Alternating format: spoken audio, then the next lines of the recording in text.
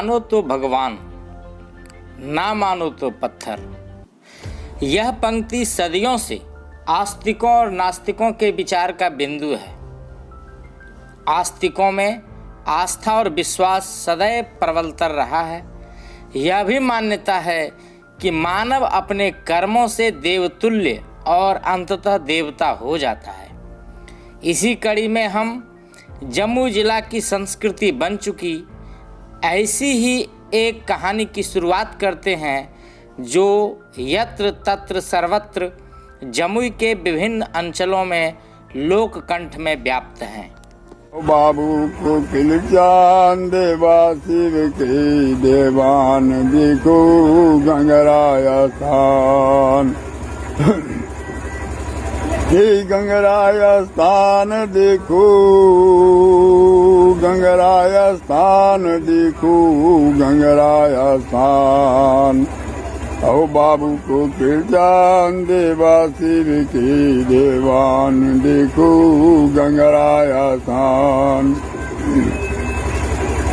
ओ गावा तीन तिलों की बाबू बाबा जैसा नाम।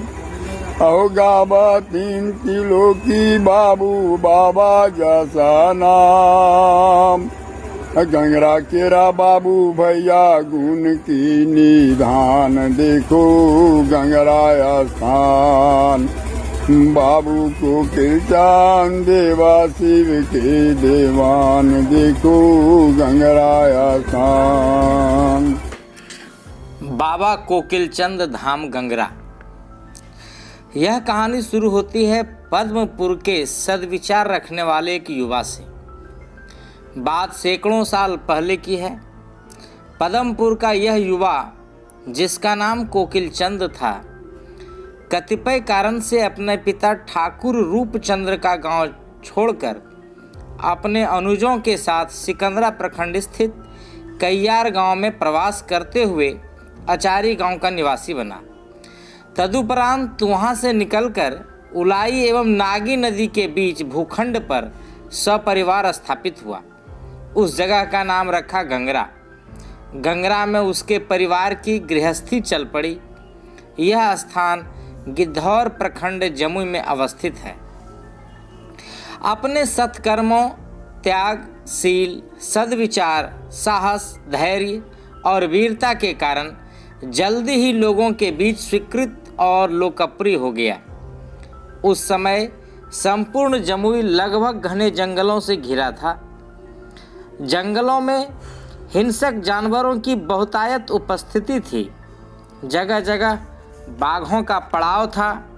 कई बाघ आदमखोर भी थे तथा लोगों के बीच उसका नाम और पहचान प्रचलित था। इन बाघों के इर्द गिर्द कई घटनाओं का जिक्र जमुई के लोककंठ में आज तक स्मृत है। गिद्धौर अंचल में आज भी अस्तित्व में एक गांव है जिसे जामू खेरैया कहा जाता है। सैकड़ों वर्ष पहले यह वन्य क्षेत्र था। इस प्रांतर में बाघों का जमावड़ा रहता था। कहते हैं कोकिलचंद लकड़ी लाने के लिए गंगरा के बगल के गांव बनहौरा के कुछ लकड़हारों के साथ उलाई नदी के किनारे जामू खेरैया पहुँचे। वहाँ शिकार के इंतजार में बैठे एक बाघ ने उन पर आक्रमण कर दिया। शिव भक्त कोकिलचंद ने पहलमानी पेच से बाघ को कब्जे में किया और उसे मार दिया। उनके इस प्रयास से बाघ वहीं ढेर हो गया। उनके साथ आए लकड़हारे भाग खड़े हुए। उसी समय घात लगाए एक बाघिन ने उन पर हमला कर दिया। बाघिन के हमले का उन्होंने कोई प्रत्युत्तर नहीं दिया क्योंकि वह स्त्री जाति की थी। अंततः बाघिन ने उनकी हत्या कर दी और बाद में उनके छत विक्षत शव का दाह संस्कार लोगों ने किया। जिला के जनपद में बाबा कोकिल चंद जी का नाम आस्था के आलोक पुंज के रूप में सर्वज्ञात है, सर्वश्रुत है। मध्ययुगीन और मध्ययुगीन वातावरण में श्री कोकिल चंद जी एक दूरदर्शिता के रूप में उन्होंने समाज को देखा था और इसी कारण उन्होंने त्रिसूत्र का फॉर्मूला सूत्र दिया। नारी का सम्मान करना, शराब नहीं पीना, अन्न की रक्षा करना, ये तीनों सूत्र आज के लिए भी उपयोगी है और ऐसे समाज उद्धारक दूरदृष्टा के प्रति सारी जनता श्रद्धा से भरी रहती है। उनके चमत्कार, मानवेतर चमत्कार, बहुत सारी घटनाएं हैं, बहुत सारी कहानियां हैं जो आज भी लोक भाषा में, लोक गाथा में चर्चित है, सरसूत है। उनके बारे में जमुई अंचल के लोककंठ में एक कथा प्रचलन में है। इसके अनुसार उन्होंने एक बार गिद्धौर के महाराजा हरि सिंह के प्राण बचाए। कथा है कि रुद्र राय ने, जो मुगल बादशाह के दरबार में राज संरक्षित कवि था, गिद्धौर राजा के पास पारसमणि होने की बात बादशाह से कह दी। फिर क्या था, आक्रमण और दबाव का दौर शुरू हुआ। इसी क्रम में राजा हरि सिंह को बादशाह ने मुगल दरबार में अपनी सेवा देने को कहा और उसे बंदी बना लिया। बहुत दिन बाद राजा हरि सिंह को बाघ के साथ द्वंद्व युद्ध जीतने की शर्त पर छोड़ने की बात हुई। इसी द्वंद्व युद्ध में राजा हरि सिंह ने कोकिल चंद का सहयोग लिया था। कथा है कि राजा हरि सिंह के साथ कोकिल चंद गिद्धौर के किले तक आए तथा राजा को उलाई नदी में दिशा मैदान कराने की बात कहकर उलाई नदी की ओर चले गए। कोकिल चंद जब देर रात तक राजमहल में नहीं पहुंचे तो हरि सिंह सुबह गंगरा गांव पहुंचे। वहां पता चला कि कोकिल चंद का कई वर्ष पहले ही निधन हो चुका था। राजा को आश्चर्य हुआ। उन्होंने अपने सहयोगी कोकिल चंद को शिव का अंशावतार मानकर गंगरा में बाबा कोकिल चंद की पिंडी स्थापित किया। इसके देखरेख के लिए सेवायत नियुक्त किए और बड़ी मात्रा में भूमिदान भी की। कहते हैं कि शिव के इस अंशावतार की एक पिंडी राजा ने देवघर का बैद्यनाथ मंदिर में भी स्थापित किया। तभी से बाबा कोकिल चंद की पूजा अर्चना का विधान अनवरत जारी है तथा जमुई की संस्कृति का एक हिस्सा भी है। आज जमुई के साथ बिहार और भारतवर्ष के विभिन्न हिस्सों में बाबा की पूजा अर्चना की जाती है। आज वे देवता बनकर पूजे जा रहे हैं।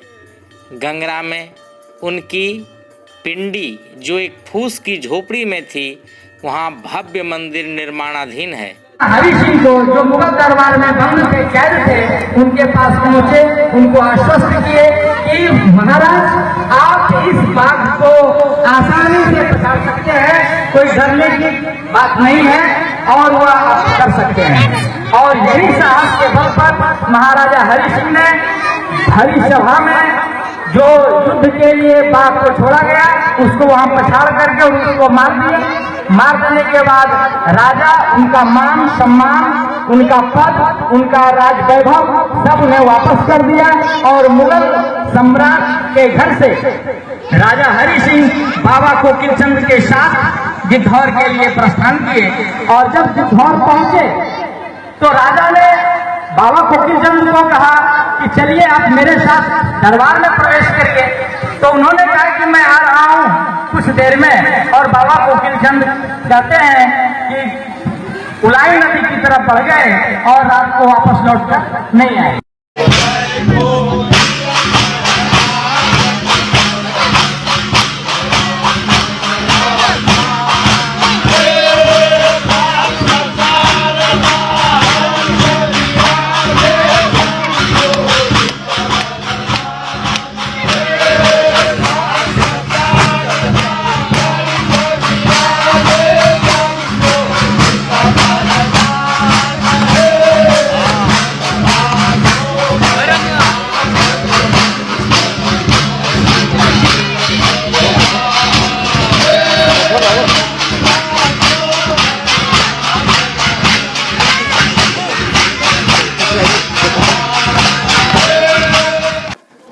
कोकिल चंद के सद्विचारों में 3 प्रमुख सूत्र इस गांव की ही पूंजी नहीं है बल्कि राष्ट्रीय निधि भी है। उनके त्रिसूत्र हैं: शराब से दूर रहना, नारी का सम्मान करना और अन्न की रक्षा करना। गंगरा गांव के बड़े बुजुर्ग कहते हैं उनके गांव में कभी किसी ने शराब नहीं पी। नए फसलों की उपज के बाद इस गांव में नवान्न त्योहार मनाने की प्रथा सदियों पुरानी है, जिसमें कई गांवों के लोग भी शामिल होते हैं। कोकिल चंद विचार मंच के बैनर तले कई सामाजिक सांस्कृतिक सुधारात्मक कृत्य संपादित किए जा रहे हैं। इसी गांव का एक युवक चुनचुन कुमार ने जैसे स्वयं को बाबा कोकिल चंद के नाम पर समर्पित कर दिया हो, ने कोकिल चंद विचार मंच के जरिए कई सामाजिक आयाम गढ़े हैं।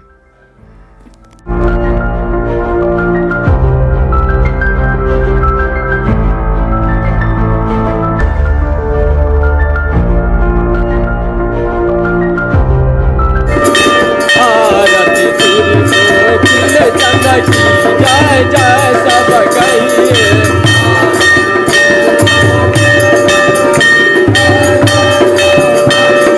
जन मन भय दुख भंजन की जय जय सब कहिए।